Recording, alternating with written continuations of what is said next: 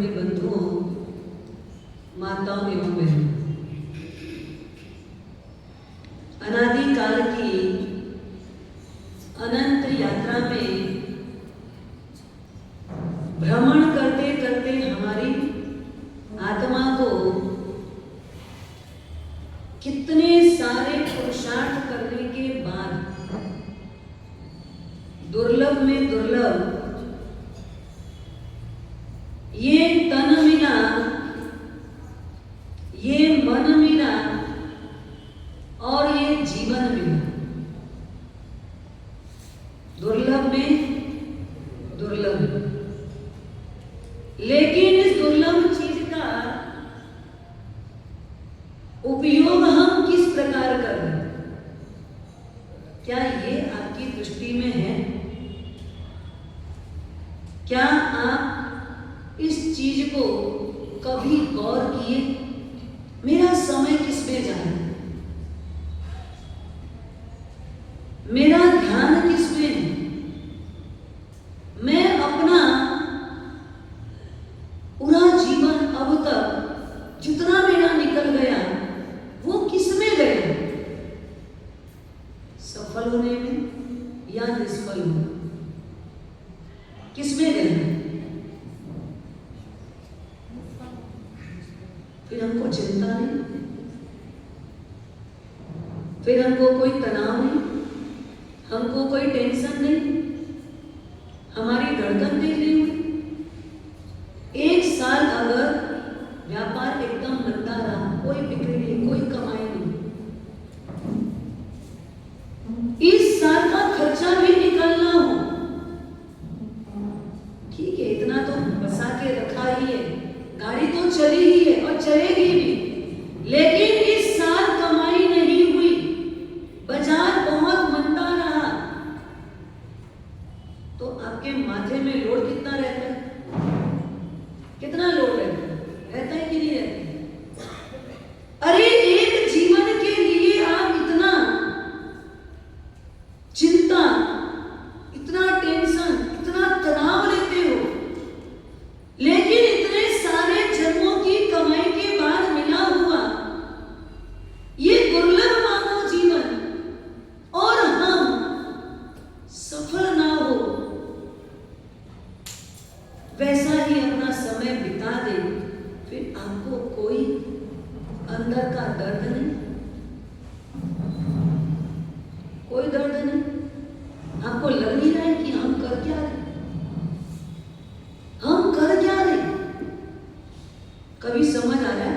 आपको लगता है? पहले तो ये बताओ, एक फीलिंग ये होती है कि मुझे बहुत ही बेशकीमती जीवन मिला है। जब तक कीमत नहीं समझ में आएगी तब तक कीमत आंकोगे नहीं। रमेश और सुरेश, ये ऐसे दो व्यक्ति हैं कि जिनमें से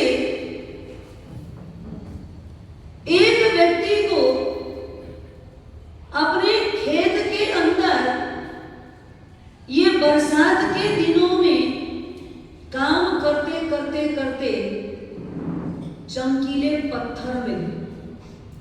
क्या मिले? चमकीले पत्थर मिले, और रमेश ने वो पत्थर अपनी दुकान में सजा करके रख दिया। एक व्यापारी, हीरे का जौहरी, हीरे का पारखी, हीरे का व्यापार करने वाला, मुंबई से अमरावती आया, और अमरावती की ये छोटी सी दुकान, जो किसी सोने की नहीं, चांदी की नहीं, हीरे जवाहरात की नहीं, किसी जौहरी की दुकान है, बहुत सामान्य सी दुकान, जिसमें खाने पीने के लिए चॉकलेट, पेपरमिंट, बिस्कुट जैसी चीज रखी हुई है, वो भी बहुत छोटी दुकान, कोई स्पेशल नहीं, कोई बहुत बड़ी दुकान भी नहीं, बहुत सामान्य सा ये रमेश व्यापार है। उसकी दुकान में वो चॉकलेट बिस्किट के आजू बाजू ये पत्थर सजा है, वो सजाने के लिए रखा है, चमक रहा है इसीलिए।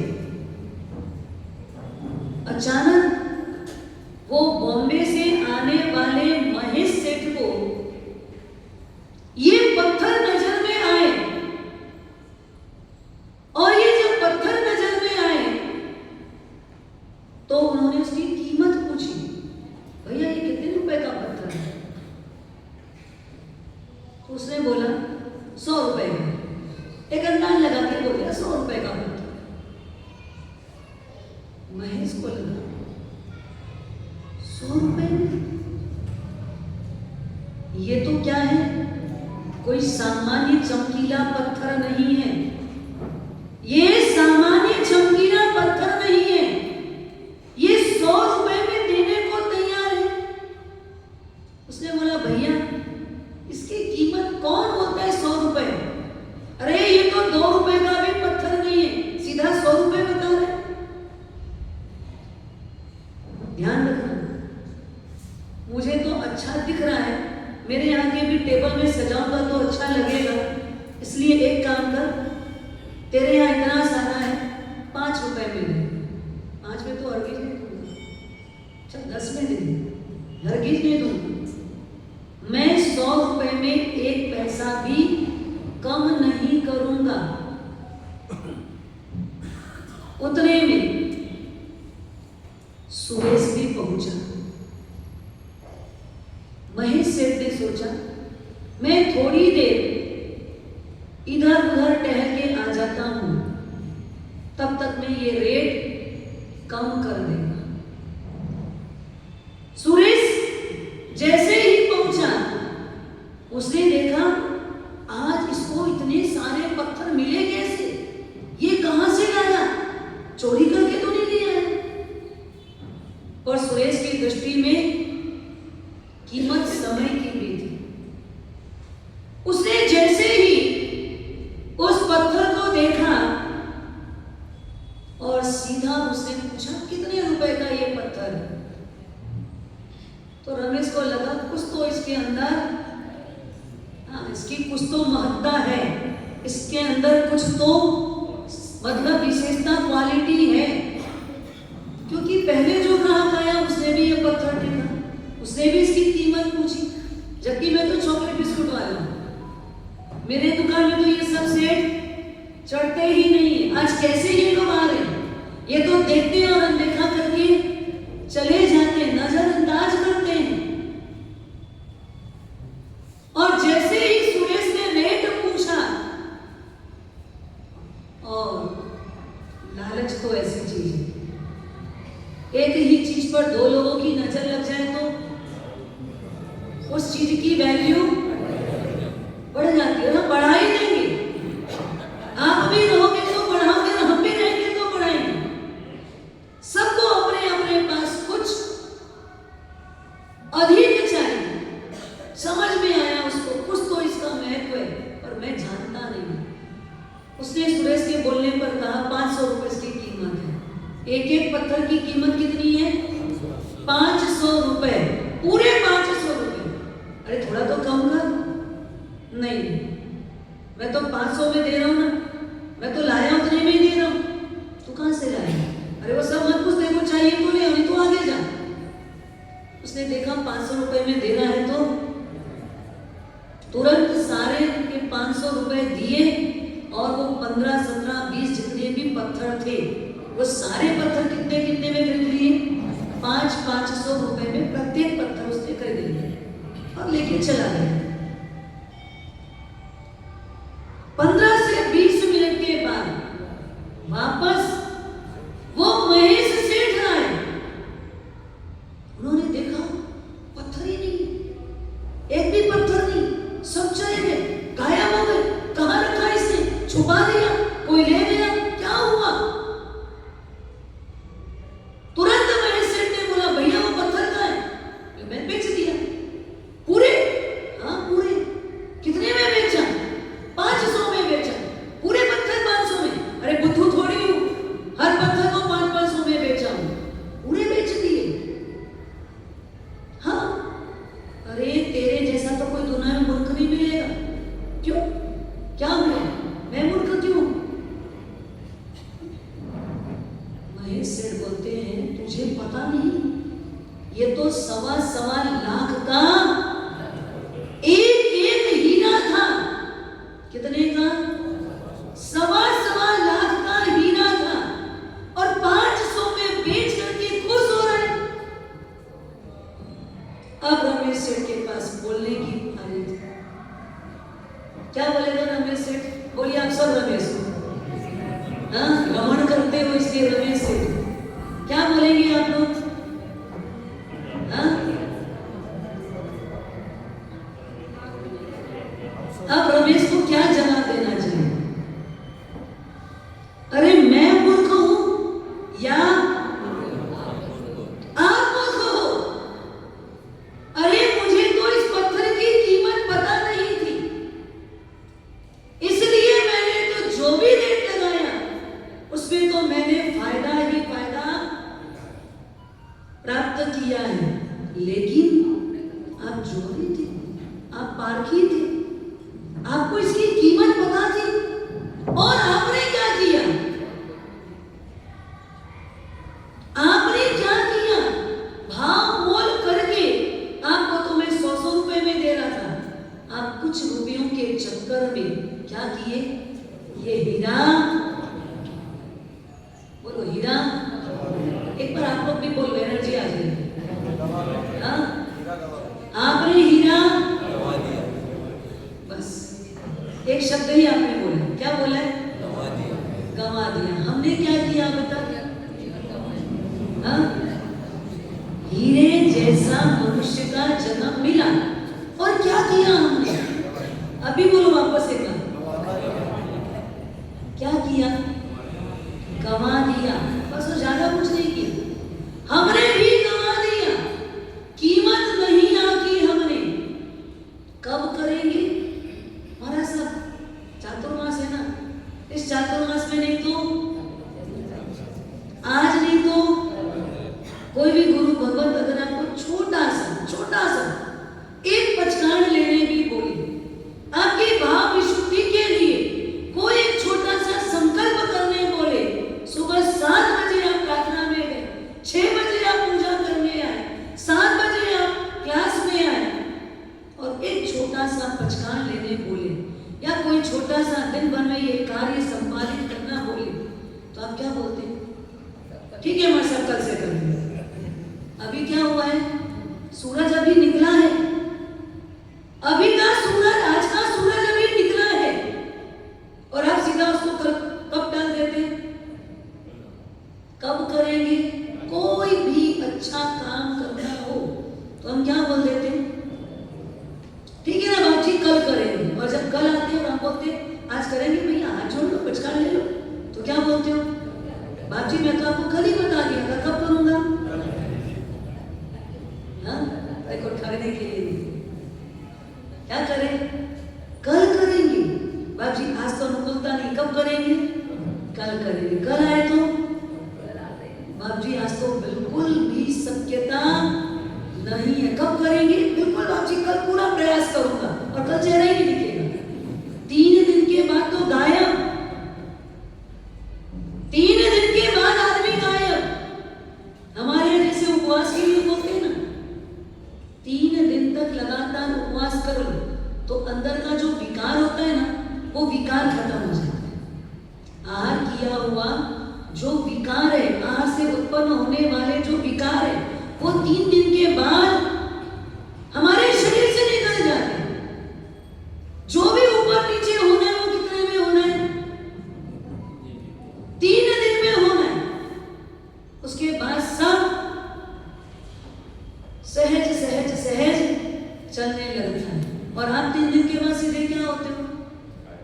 गायब भी हो जाते हो, और जहां जैसे चल रहे हो वैसे ही चलने लग जाते हो।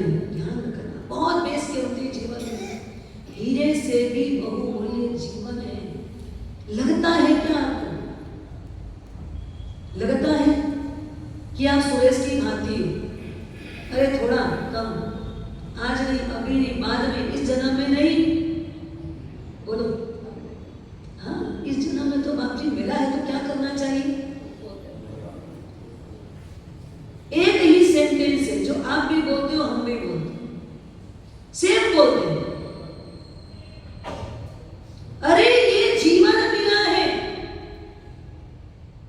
दोबारा मिलेगा या नहीं मिलेगा पता नहीं। आप भी बोलते नहीं है, हम भी बोलते। ये जीवन जो मिला है दोबारा मिलेगा या नहीं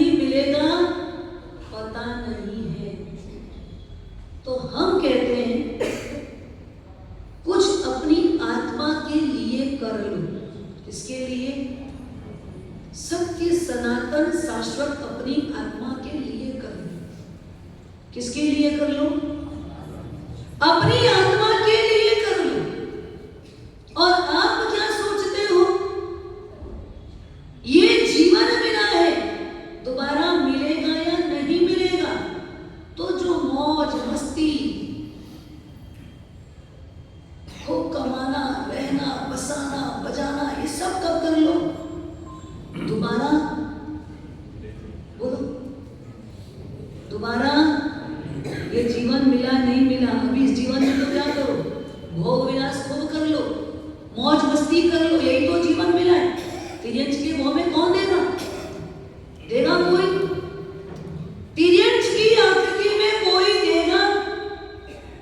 ध्यान रखना, निगोद से जब 1 करोड़ जीव बाहर आते हैं, कहां से?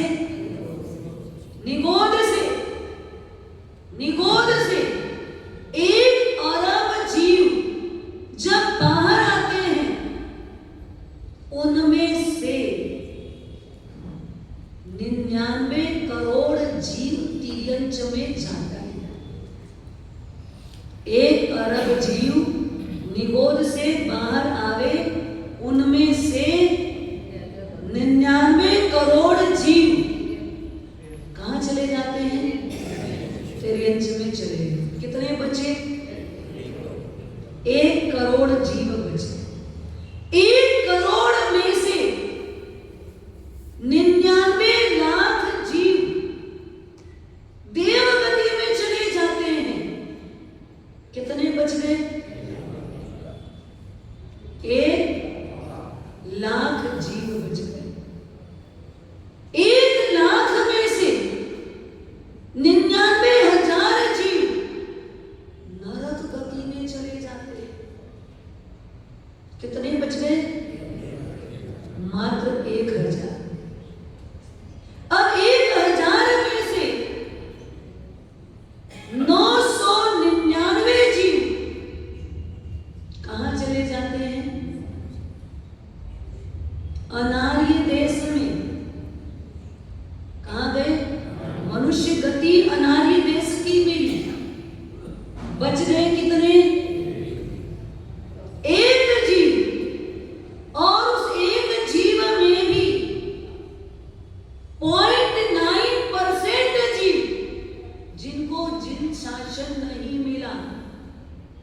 0.9% जीव जिनको जिन शासन नहीं मिला। मात्र और मात्र 0.1% जीव किसमें आए? आपकी गिनती किसमें? हमारी गिनती किसमें?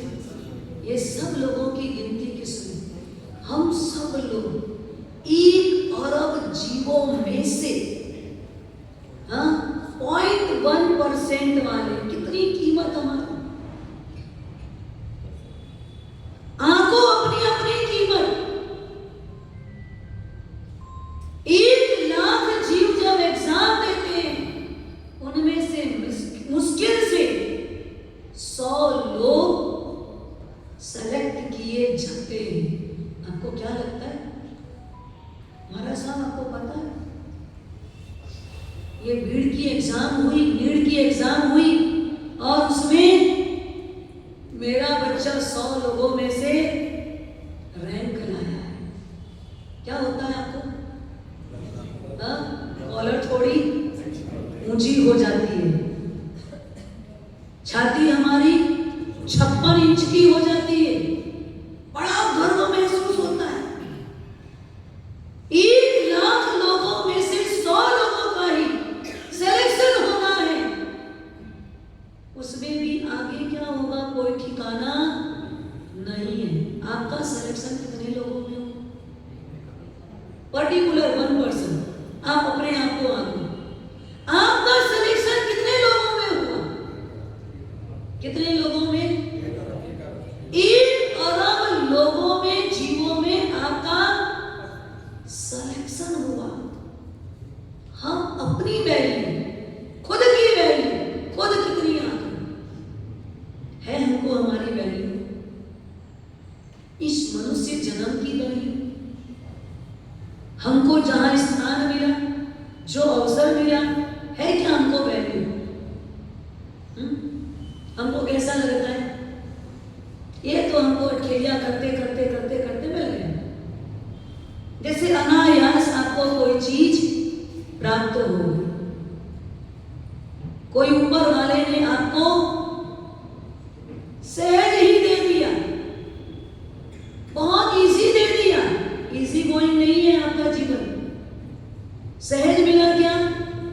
कितने जन्म पापड़ बेलने पड़े, कितने जन्म तक पापड़ बेले तब जाके यहाँ आए, कितने जन्म लगे होंगे आपको पता है? हर जन्म में कितना कितना कितना सहन किए, कितना पुरुषार्थ हुआ, कितनी अकाम गर्जना हुई, इतनी अकाम गर्जना करते करते करते त्रियंच का भाव पेड़ बन के कितने साल तक खड़े रहे? कितने साल तक खड़े रहे पेड़ बन के? हाँ, हजारों नहीं, कितने साल? हजारों मतलब क्या?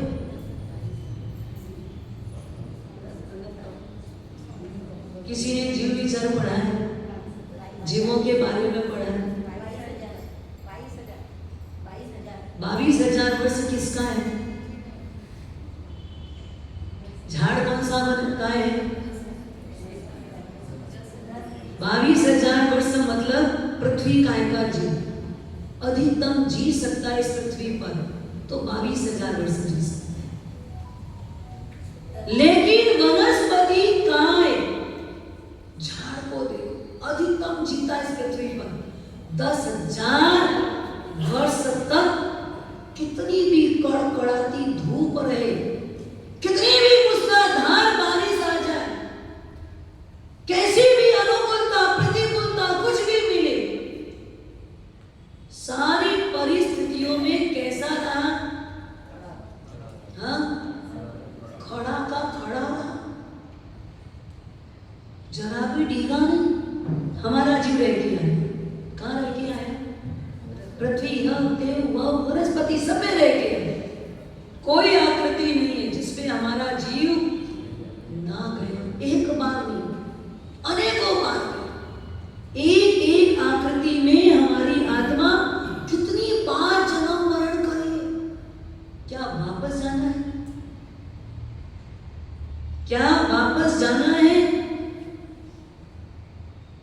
बोलो ना, सन्नाटा क्यों हो गया? हाँ, घूमने के लिए तो कहाँ जाना अच्छा लगता है? हाँ, अब तो थोड़ा समय भी ऐसा आ गया, हर 4-6 महीने में एक बार कोई टूर तो होना ही चाहिए। और कहाँ का टूर होना चाहिए? हाँ, कहाँ का टूर? हिल स्टेशन, जहाँ पानी हो, जहाँ बर्फ हो। कहाँ होना चाहिए? जहाँ पानी हो, बर्फ हो, खुशनुमा, प्राकृतिक सौंदर्य हो। उनकी प्रकृति की सुंदरता तो पता नहीं, हाँ, मेरे मनुष्य आकृति की सुंदरता किसमें है ये मुझे नहीं पता, लेकिन बाहर की जो प्रकृति है वो प्राकृतिक सौंदर्य जहां हो वहां जाकर के 4 दिन 6 दिन रहने में क्या होता है? सब लुढ़िया जी थोड़ी, लुढ़िया जी को कहाँ मन लगता है पूछो घूमने में? जसवंत जी पूरी फैमिली को ले लेके घूमते ही रहते। ये तो इस बार पैर इनका बंद करेंगे, नहीं तो ये अभी तक कहाँ तक घूम के आ जाते। आज पाली तोड़ा, कल गिरनार, नागोड़ा, पता नहीं इनके तीरथ कितने ही होते। तीरथ का प्रेम कितने लोगों पर हुई? हाँ, सिर्फ तीरथ ही ज्यादातर तीरथ ही घूमते हैं। अरे हमारे साथ बच्चे बोर हो जाते हैं, बच्चे बोलते ये नहीं जाते पापा। एक टूर तीरथ का तो 3 टूर कहाँ का होना चाहिए? हाँ, जहाँ ये आंखें खुश होती है, जहाँ ये बॉडी खुश होती है, जहाँ दोस्तों को बता करके मुंह हमारा, हमारी जबान प्रसन्न होती है। मैं कहाँ घूम के आया? हिली स्टेशनों में जाओ, बर्फीले प्रदेश में जाओ, पानी की जगह में जाओ, हरी हरी हरियाली भरी वातावरण वाली प्राकृतिक सौंदर्य वाली जगह पर जाओ और फिर क्या करो, खुश होकर के आओ, ताजे होके आओ, ताजगी भरी। आने के बाद वही ताजगी। यहां से जाने के बाद कहां जाओगे, कहां जाओगे? हाँ, हर बार कोई नई जगह चाहिए ना। यहां जाके आ गए, अब कहां जाने, वहां जाके आ गए, अब वहां जाने, वहां जाके आ गए। तू कहां जाके? वहां। अच्छा, अब अगला टूर मेरा कहां होगा? बस। और फिर मिल गया क्या? डब्बा मिल गया, मोबाइल, नेट, इंटरनेट, न जाने पता लगाते रहते हो और घूमने की जगह कहाँ है, और सब जगह घूम के आ चुके। एक भी जगह ऐसी नहीं है जहां आप घूम करके नहीं आए हो। उस जगह पर जा जा करके हमारी मन की आसक्ति, हमारी इच्छाएं ऐसे होती है जैसे कि मैं बहुत बड़े स्थानों में घूम के आने वाला बहुत बड़ा आदमी हूं। कहां जाओगे मरने के बाद? पता? मरने के बाद कहां? कुल्लू मनाली अच्छा न लगाना, अगला जन्म वही मिल जाएगा। अच्छा लगेगा कि नहीं? हाँ, क्या था वहां पर? बर्फ, पानी का ही हो, अब कहीं की ही प्रकृति हो, अब कहीं की ही आकृति है वो। अगला जन्म किसमें? वही कुल्लू मनाली में, बर्फ के रूप में। उसमें फिसलना अच्छा लगा, चलना अच्छा लगा, दौड़ना अच्छा लगा, घोड़े पर चढ़ के जाना अच्छा लगा, स्केटिंग करना अच्छा लगा, सब अच्छा लगा। कोई बात नहीं, गिफ्ट में अगला जन्म उसी में शिफ्ट कर दे। देता है भगवान, वही देता है, कर्म वही देता है। जो चाहते हो वही तो देना चाहिए ना। आपको जो अच्छा लगता है वही मिलेगा। अगला जन्म कुल्लू मनाली के अंदर वो बर्फ में पैदा होना है, खुद ही बर्फ बन जाओ, वही मिलेगा, वही मिलेगा। फिर एक बार नहीं, कितनी बार उसी में। स्वकाय स्थिति कितनी? स्वकाय स्थिति का मतलब उसी आकृति में, उसी प्रकार की काया में, 6 काय में से जिस काय में एक बार जन्म लिए हो, उसी काय में बार बार कितनी बार बोलो? हाँ, अनंत नहीं। क्यों? जीविका के एग्जाम दिए हो, अभी पारणा करके उठे, सब गायब हो गया, तब क्या? हाँ, कितनी बार? स्वकाय स्थिति, उसी काय में। बोलो, एकदम ही रॉन्ग। कितनी बार? देखो, इसलिए ना एग्जाम देने के बाद भी बार बार उसको सिर्फ याद करने का नहीं, उसको अपने दिल के अंदर तक एक चुभन पैदा हो, एक अनुभूति हो। पढ़ने का उद्देश्य क्या है? सिर्फ जानकारी के लिए जनवाणी नहीं, ये जनवाणी सिर्फ जानकारी के लिए नहीं, ये घोलो, पी लो और इससे अपनी सेहत बना लो। क्या करो? घोल के पी लो और पी करके इससे अपनी सेहत बनाओ। कितनी बार? असंख्य उत्सर्पिणी अवसर्पिणी काल तक। कितनी बार? स्वकाय स्थिति पढ़े ना जीविचार में। हाँ, जीविचार हो गया ना? असंख्य उत्सर्पिणी अवसर्पिणी काल, असंख्य बोल दिया, जिसमें कोई संख्या एक बार गिर गए, आनंद लिया, मजा ली, खुश हुए, प्रसन्न हुए, बार बार उस प्राकृतिक सौंदर्य में। और क्या मिलेगा प्राकृतिक सौंदर्य में? बोलो,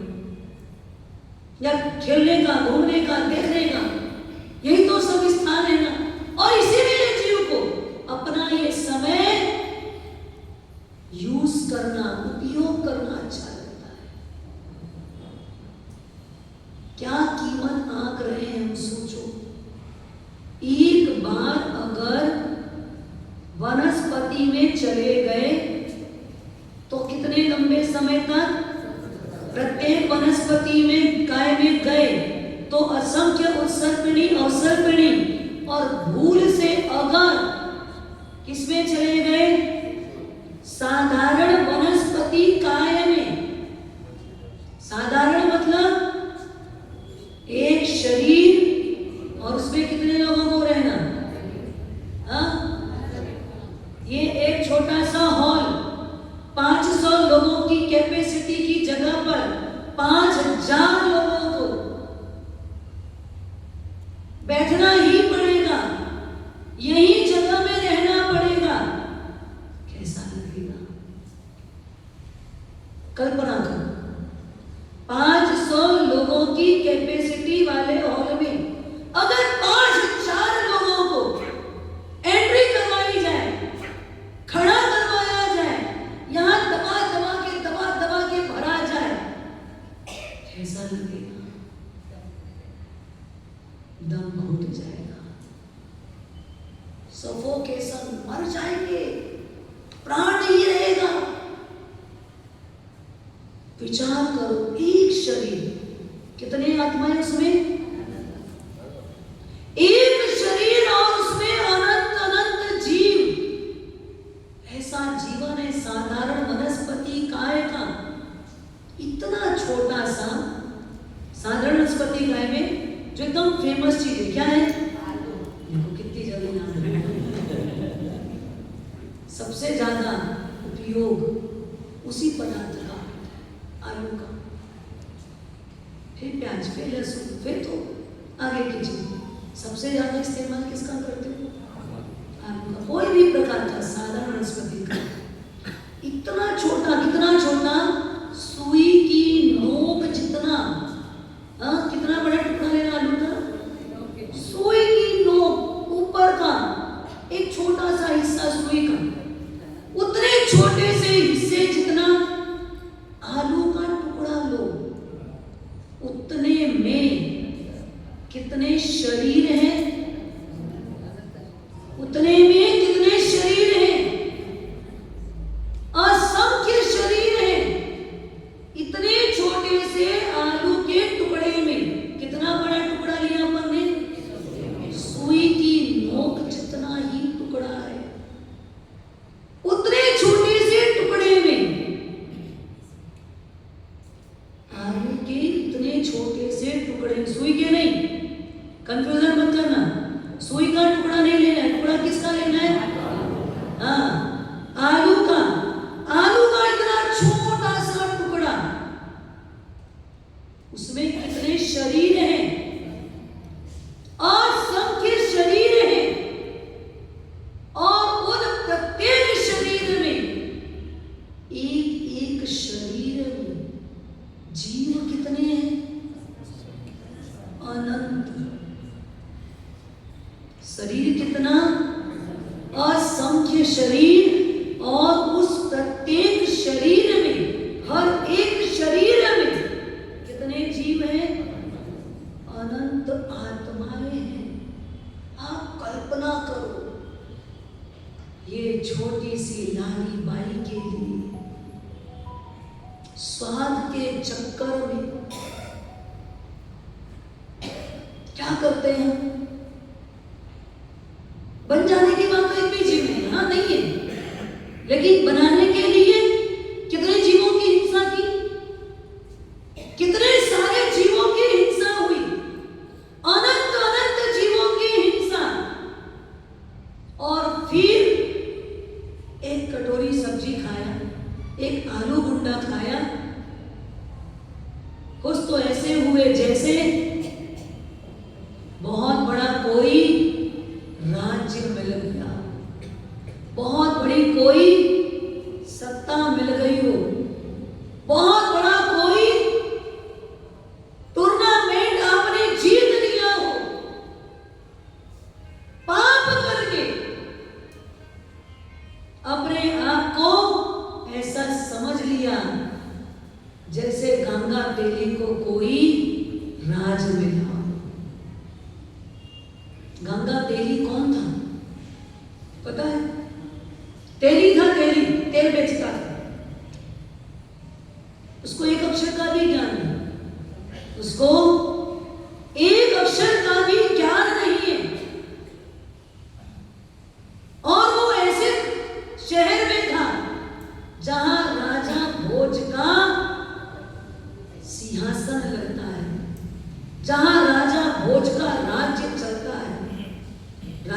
भोज के राज्य में एक बार पंडितों में से एक बड़ा पंडित खड़ा हुआ, बाहर से आया था, बाहर के देश से आया था। उसने राजा भोज को ललकारा और कहा, राजन, आपकी सभा में इतने सारे पंडित बैठे हैं, हो कि नहीं? आप सब लोग कौन हो? हाँ, पंडित ही हो। अगर किसी को ज्ञान बांटना हो तो हमसे अच्छा, बोलो, हमसे अच्छा कोई नहीं है। वैसे ही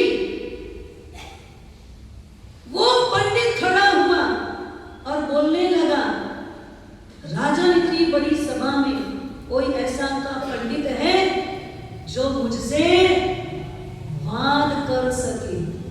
कोई भी बात करें, उसमें क्या बड़ी बात? लेकिन ध्यान रखना, अगर वो पंडित मुझे हार कर ऊपर स्वर्ग में जाने की कोशिश करेगा ना, तो मैं ये सीढ़ी लेके आया हूं, पेट में बंधी थी उसकी सीढ़ी, बोला ये सीढ़ी पर चढ़कर भी मैं तुम्हारे पंडित को उतार लूंगा। अच्छा, और अगर मान लो तुम्हारा पंडित हार कर ये जमीन के अंदर घुसने की कोशिश करेगा, तो ये मैं कुदाली भी रखा हूं, मैं कुदाली से जमीन को खोद कर भी तुम्हारे पंडित को तुम्हारे सामने लाकर खड़ा कर दूंगा।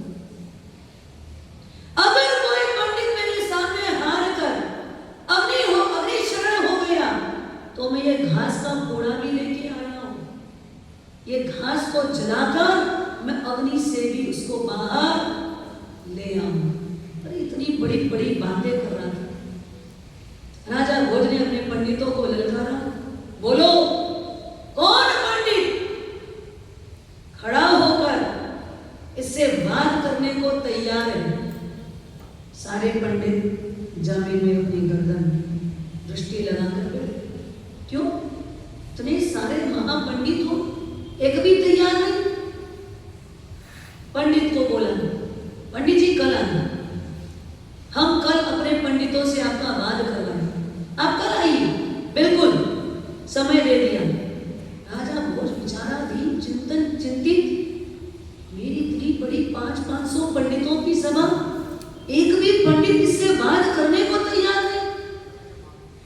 राजा भोज अपने सेवक के साथ नगर के बाहर निकले घूमने के लिए। शाम का समय, घूमते घूमते घूमते अचानक वो तेली अपनी दुकान में खड़ा है, उसको देखा तो उसका चेहरा एकदम तेज, बॉडी एकदम हाइट, पर्सनालिटी जोरदार, हाइट और हेल्थ को देख करके राजा भोज ने अपने सेवक को बोला, उसको बुलाना तो बाहर। उसे बुलाया और बोले, तेरा चेहरा देखकर लगता है तो बड़े बड़े पंडितों को मान कर। हाँ बिल्कुल। क्या बोला उसने? हाँ बिल्कुल। बात करेगा पंडित से? हाँ बिल्कुल। कल आना पड़ेगा, कर लेगा? हाँ बिल्कुल। वो ऐसे बात कर रहा है जैसे वो बड़े बड़े पंडितों को मात कर देगा।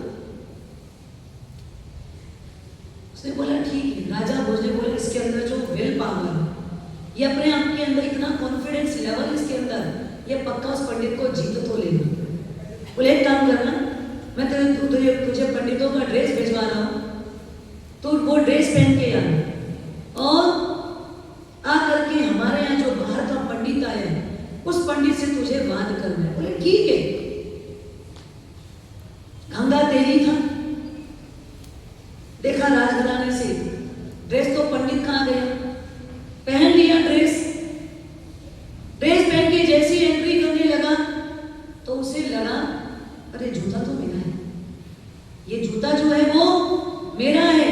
और बड़ी सभा में लोग जूते की चोरी कर जाते, तो भैया जूते को बाहर नहीं खोलते, होता है ना ऐसा, जूते बाहर ही खोलने पड़ते हैं। पर पंडित ने क्या सोचा, गंगा देवी ने क्या सोचा, जूता तो बाहर खोलूंगा तो भैया ड्रेस तो राजा का है, पर जूता तो मेरा है, कोई ले गया तो मेरा नुकसान हो जाएगा।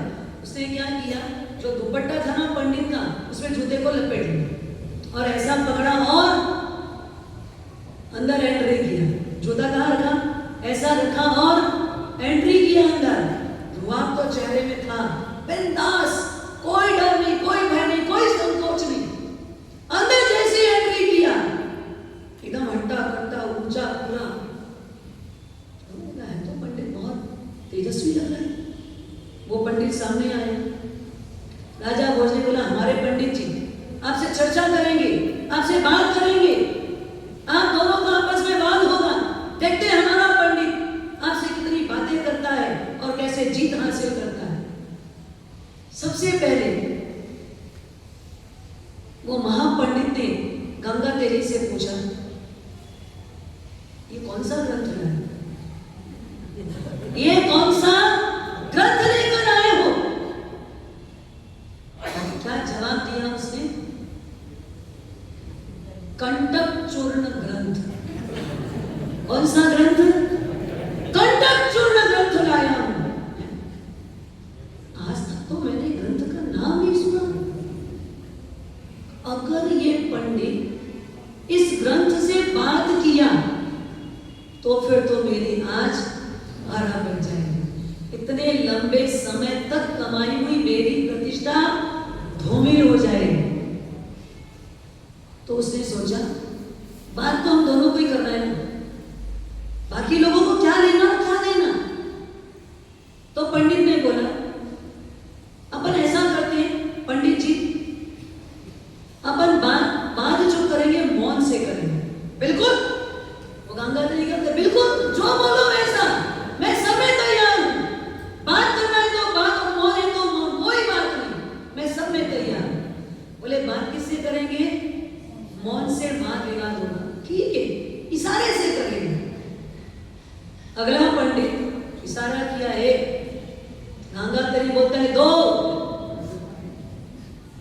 तो डर गया बड़ा पंडित, जो बाहर का पंडित था डर गया, मैं एक बोलता हूँ ये दो बोलता है।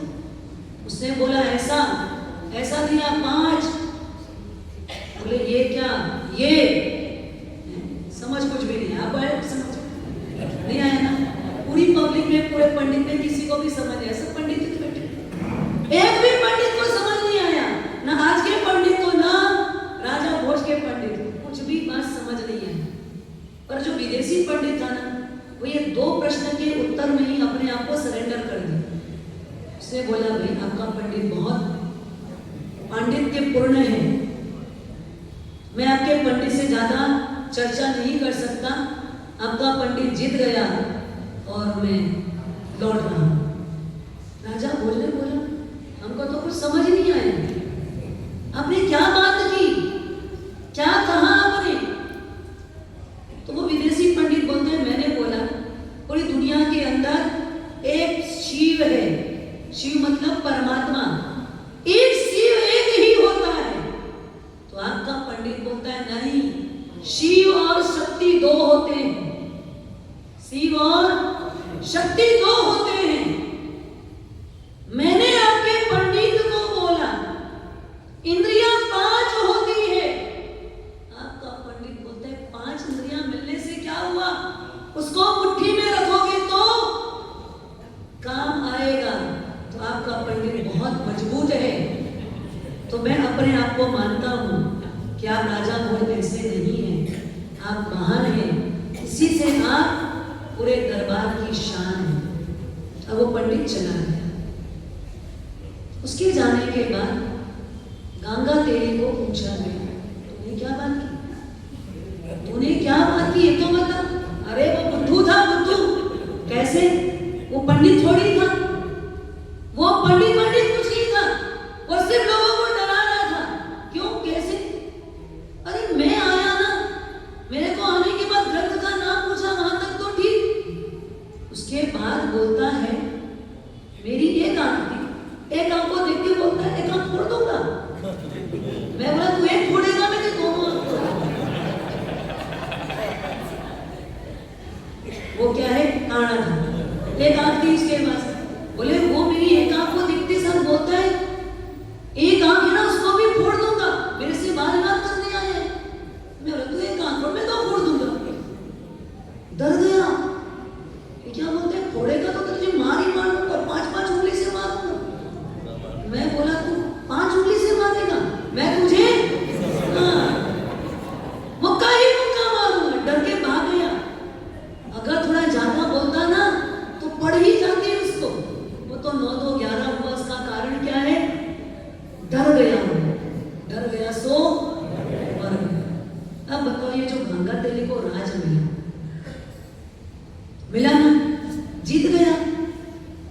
वो उसकी जो जीत है, उसकी जो प्रसन्नता है, वो कैसी है? वो कैसी है? आपको लगता है ये जो मनुष्य का जन्म मिला है, उसको क्या करो? हाँ, ये गंगा दिल्ली के राज के जैसे, बस जैसे ऊपर से कोई चीज मिल गई हो और क्या करने का उसको? एक राज मिला है, प्रसन्न हो, खुश हो। ध्यान रखना, वो कुल्लू मनाली में असंख्य वर्ष तक रहना हो, ये राज मिलेगा। वो राज चाहिए आपको? चाहिए क्या? बिना कुछ किए, बिना कुछ पढ़े, बिना कुछ जाने, वो कुल्लू मनाली में 1-2 सप्ताह के लिए नहीं, कितने समय के लिए? हाँ, और फिर आलू गुंडा खा करके खुश कैसे होते हो? कैसे खुश होते हो? बोलो। होटलों में जा करके हमारी खुशी का ठिकाना नहीं है, जैसे गंगा देवी को खुशी का कोई ठिकाना नहीं, वैसे आपको लगता है मेरी खुशी का ठिकाना नहीं, मैं कहां घूम के आया, कहां जाकर के आया। ध्यान रखना, कितना भी घूम लो, लेकिन अनंत अनंत जन्म करना है तो आपको कुछ भी करने की जरूरत नहीं है। कुछ भी मत करो, कुछ भी मत करो, और जितना उच्छृंखल जीना है जी।